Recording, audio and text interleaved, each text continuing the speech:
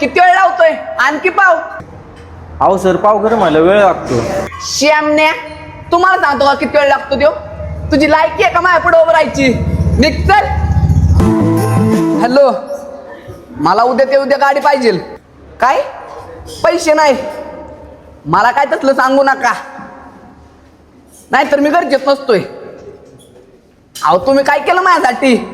तू तुमच्या जिंदगीवर ठेवा. वडिलांचा फोन होता का? हा, तुम्हाला काय करायचे? जे वडिलांबरोबर बोलला तू ते चुकीचं होतं का? मी चुकीचं बोलू नाही तर बरोबर बोलू. तुम्हाला काय करायचं माझ्या बापाचं? चूक तुझी नाही, तुझ्या बापाची आहे.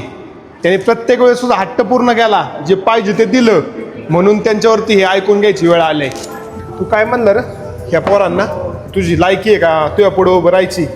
स्वतःच्या घरापासून 1500 ते 2000 किलोमीटर लांब राहतात आणि इथे येऊन सकाळपासून संध्याकाळपर्यंत काम करतात. जेवढं पैसे तू स्वतःला उधळवतो ना, तेवढं पैसे इथं काम करून आपल्या आईवडिलांना घरी पाठवतात. आयुष्यात बापाला एकच लागतं, आपल्या पोरांनी चांगलं कर्तृत्व करावं, समाजात चांगलं नाव करावं. बापाही दुसरी अपेक्षा नसती. उलट पोरग त्याच्या बापाला काय बोलतोय? तू तुमच्या जिंदगीवरती, अरे तू एवढा मोठा झालाय, तू तुझ्या वस्तू स्वतः घ्यायला पाहिजेत, बापाला मदत करायला पाहिजे, त्यांच्या खांद्याला खांदा लावून काम करायला पाहिजे. असं बोलणं तू चुकीचं आहे. अहो दादा, चुकलं माझं, मी माफी मागतो. मला नकोस माफी मागू.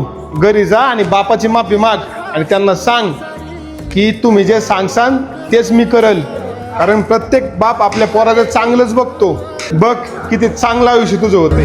लई अवघड हाय गाड्या उमगाया पापर